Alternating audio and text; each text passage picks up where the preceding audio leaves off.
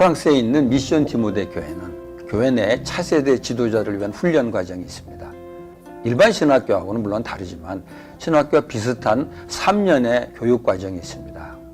이 과정에 30-40명의 청년들이 공동생활하면서 훈련을 받고 있습니다. 이미 직업을 가져서 함께 생활하지 못하는 사람들은 6년 과정을 비대면으로 교육을 합니다. 이 훈련 과정이 전통적인 신학교와 다른 거는 전통적인 신학교는 주로 목회자 후보생을 교육하는 데 비해 이 훈련 과정은 목회자가 될지 집사로서 교회를 섬길지 아니면 세속사에 돌아가서 직업을 가지고 일할지를 이 과정을 통해서 결정하기 때문입니다. 그러니까 이 과정의 커리큘럼은 전통적인 신학교의 커리큘럼과는 많이 다를 수밖에 없습니다. 첫 번째 교육 과정은 보통 신학교에서 가르치는 성경과 신학교육입니다. 근데 그것은 전체 훈련 내용의 일부에 불과합니다. 신학교육도 일방적으로 강의하는 것을 받아 적기만 하는 것이 아니라 과제를 주면 그것을 자신들이 연구해서 제출하는 식입니다. 신학 지식이나 성경 지식을 전달해서 학생들에게 쌓는 교육이 아니라 자신이 공부하도록 도와주는 교육입니다. 교육 내용을 양적으로 평가한다면 전통적인 신학교육에 비해서는 훨씬 적을지 모르지만 교육의 질을 생각한다면 좀 유익하다는 생각도 듭니다. 요즘 사회에서 말하는 자기주도 학습을 하는 셈이죠.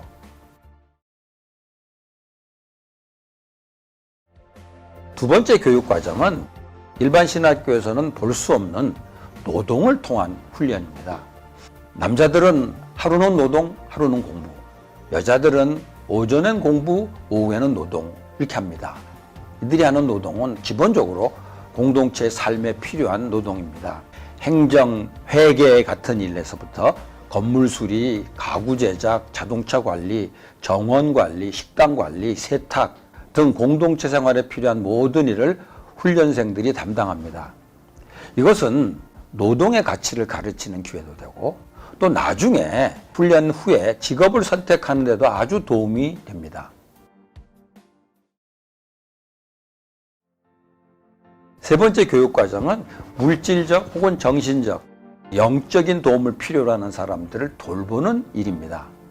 전통적인 신학교육은 지식 전달이 주가 됩니다.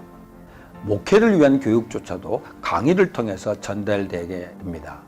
목회는 신자든 비신자든 사람들을 대하는 일인데 그런 경험은 강의 전달로서는 할 수가 없습니다. 그런 의미에서 이 교회는 노숙자들이나 정신적으로 어려움을 겪는 사람들을 받아들여서 그들이 정상적인 생활하도록 돕는 생각을 하고 있는데 훈련생들이 그런 사람들과 함께 살면서 그들을 돌보면서 목회자로서의 역량을 키우게 됩니다.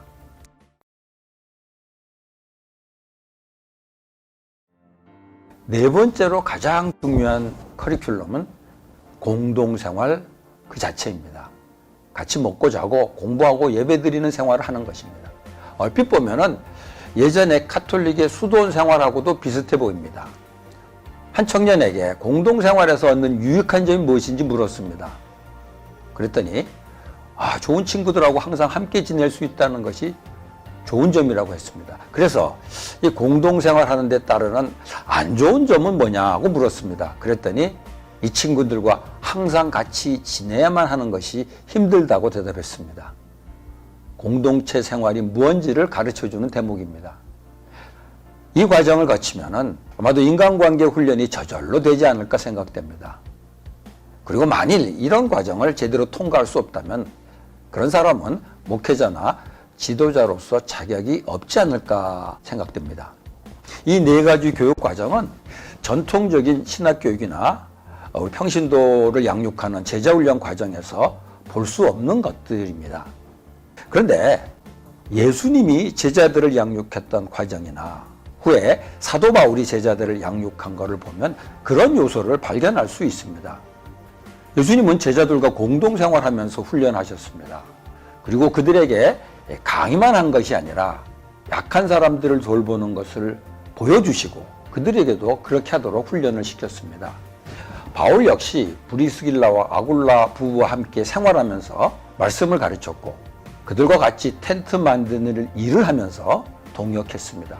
이것을 보면 우리의 신학 교육이나 제자 훈련이 너무 지식만을 전달하는 일방적인 교육이 아니었나 생각하게 됩니다.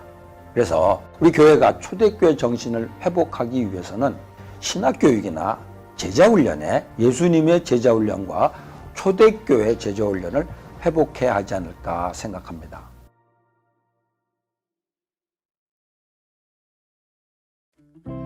최근에 목회자 이중직 문제가 심각하게 대두되는 것을 보면서 미션 디모데 지도자 훈련 과정을 생각해 보게 되었습니다. 미션 디모데에서 전임으로 일하는 사람들이 두 종류가 있습니다. 하나는 설교를 하는 전통적인 의미의 목사와 교회에서 필요로 하는 각종 일을 하는 집사들입니다. 두 그룹의 사람들은 다 똑같은 급여를 받습니다. 이들은 지도자 훈련을 똑같이 받았지만 은사에 따라 사역이 달라진 것입니다. 그러니까 다 같은 동역자로 인정을 합니다.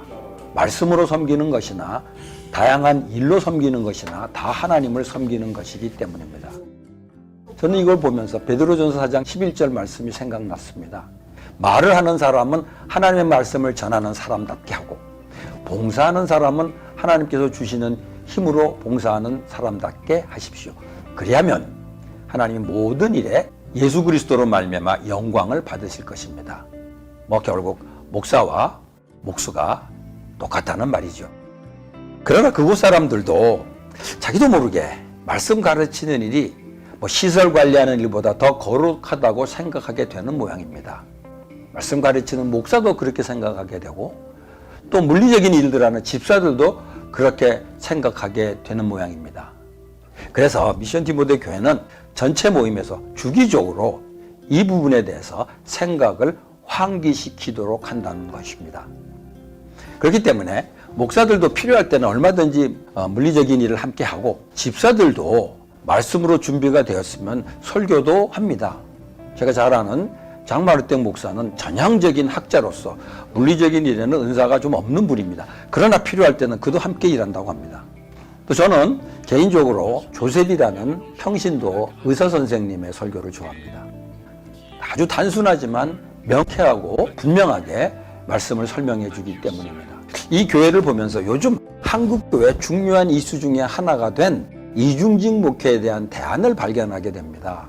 이중직 목회는 목회자들이 경제적인 어려움을 해결하기 위해서 목회 외에 다른 일을 하게 되는 것인데 지금 한국교회에서는 이것이 과연 바람직한 것인지 만일 이중직 목회를 허용한다면 구체적으로 어떻게 할 것인지에 대해서 논의를 하고 있습니다. 그러나 이중직 목회를 찬성하든 반대든 이제는 이중직 목회가 현실이 되었습니다.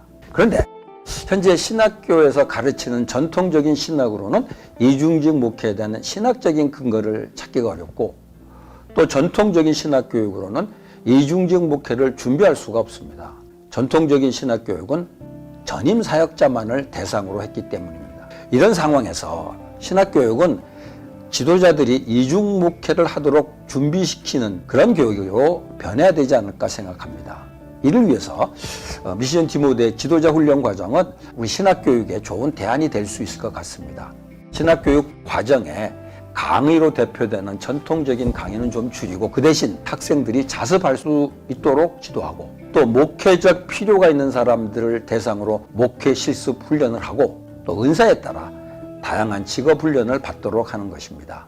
이를 위해서는 크리스찬 기업과 연계하는 것도 좋은 대안이 될 수 있습니다. 그러는 과정에서 목회 은사보다 직업의 은사가 더 있는 사람은 세속 직업에서 일할 수 있도록 격려해 준다면은 한국 교회가 지금 겪고 있는 목회자의 이중직 문제를 아주 긍정적으로 풀 수도 있지 않을까 생각합니다.